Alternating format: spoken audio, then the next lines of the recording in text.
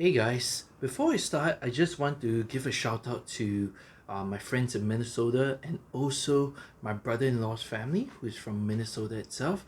I know what's going on over there. So, for today, just for a special edition, I am wearing a shirt that's officially from Minnesota. It's called Lakeside Shirt. So, feel free go support them. I'm not sponsored or anything like that. Feel free go support the local business in Minnesota through this time where looting and rioting is happening through that area. So this is Lakeside Shirts, a local company from Minnesota itself, and of course Patagonia, an American brand. So go support them, and I'll catch you shortly. See you.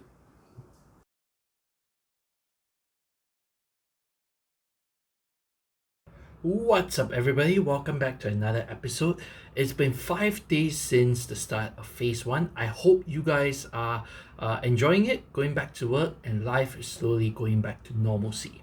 Now, today we are going to talk about the topic that has been all over the news, Instagram, Facebook, and all your social media pages, and it's about what's happening in the US and Black Lives Matters.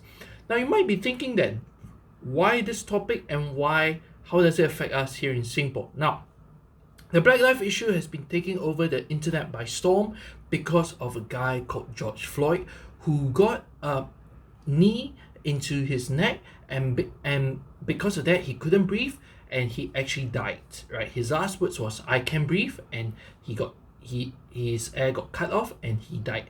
And this sparked a whole issue in the US itself, and you can see from the news what's going on.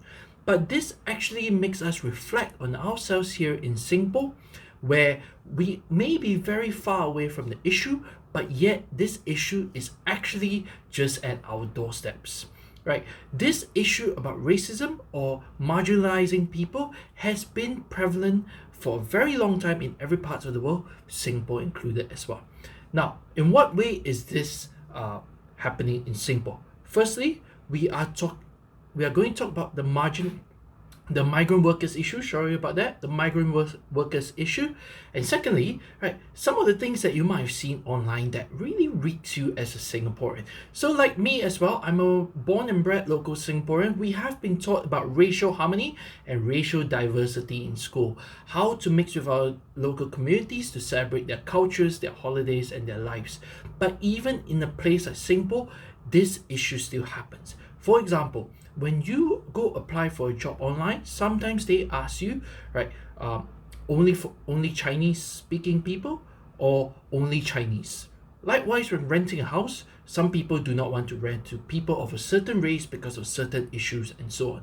Now, this may not seem like a big issue, but it's an underlying issue that has been around for a long time, and people actually don't realize it, right? That is a natural issue that has been happening in Singapore, and that is something that we need to learn in our system, that be it whether you are applying for a job or doing anything, we should not put the race into account, right, because of a certain person's skin color or vice versa. Yes, language could be put in, but that doesn't mean that the person from that different skin color could not speak the language. You never know, right? So be aware the next time when you rent a house to someone or apply for a job or something, try not to offend people by putting their race on there, because that is subconsciously you are actually marginalizing certain groups of people. And likewise in Singapore, that is something that many people do not realize as well. The other second issue that has been on the news a lot is about the migrant workers.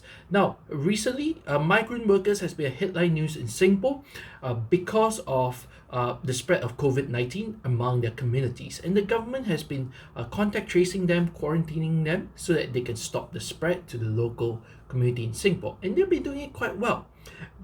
But recently, there was this news about upgrading the standard of living or amenities for the migrant workers here in Singapore. And when they announced that they are going to build new dormitories over a period of 5 years for the migrant workers, people were generally very happy about it.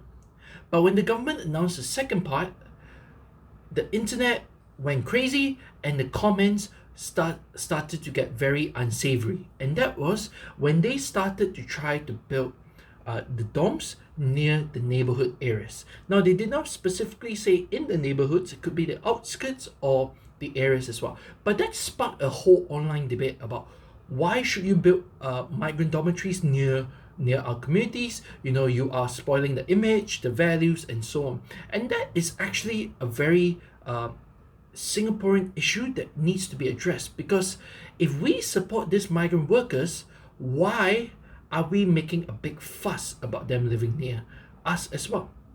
Is it because of the perception of migrant workers that we have been growing up with in Singapore, that some of them are unsavory, they're loud, they are dark skinned, or vice versa? These are still people. They are still normal human beings. They came to Singapore to make a better living for their families back home, right? And they are just here to work. And because of them, you have your MRT tracks, your roads, your HDBs, all because of these people. And yet, people are marginalizing them because of their skin color and the way they act as well. And even in a country like Singapore, this is a very prevalent issue.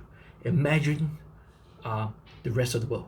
So now let's go back to the US, where things are happening in a whole different scale. Back in Minnesota or in different parts of the US, people are protesting, shops are being broken into, the National Guards were called in, and the police are called in as well. And this is because of the Black Lives Matters issue. Now, the black people has been in the US since in their early history of the American history. Now, when the Americans signed the Declaration of Independence from the British, they officially became a country. Slavery became a very big part of the early American history, and it was until Abraham Lincoln who officially abolished slavery in the US. However, the black people still settled in the US, and they became naturalized Americans. But even still then, they were still considered second-class citizens, and many of them still do not have the same privileges as the white people that you see in the US. For example, in World War II, if you watch videos of World War II, you realize that everyone who fought in the front line was a white guy, right? You rarely see a black man. And that was because even during World War II, when the country was at its utmost need of people, the black people were still debated about whether they will be allowed to fight in the front lines. It was not until the Americans started employing a group of black people to be pilots called the Tuskegee Airmen. Sorry if I butchered the name, right? But it's Tuskegee, and they were the very first group of black people who became World War II fighter pilots itself.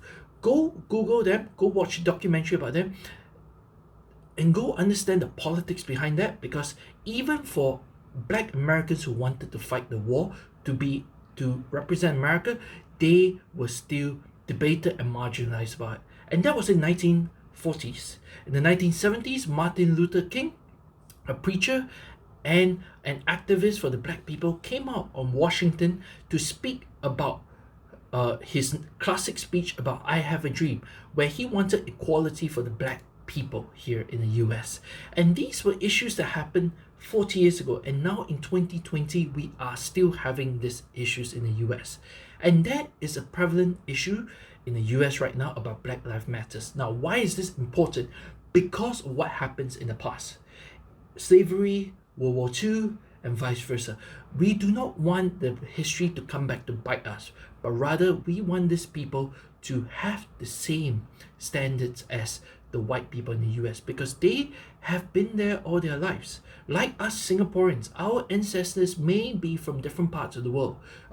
From China, where the Chinese came from India, where many of the Indians came from, and the Malays were people from this part of the world, but yet we were all Singaporeans, and we enjoy the benefits of being a Singaporeans and vice versa. Likewise, these black people are Americans, and they should support or rather have the same benefits as the Americans as well. And this is just a reflection for us that we may be on the other side of the pond, but this issues is not something that we can just pat an eye over it. All right, so the next time when you go out to hang out with your friends, understand their culture, talk to them, right, and understand the people from a different skin or different color as well, because sometimes they may feel left out. Right, so whatever friends you have, black, white, Asian, Chinese, Korean, Middle Eastern, go say hi, have a chat, and reach out to them.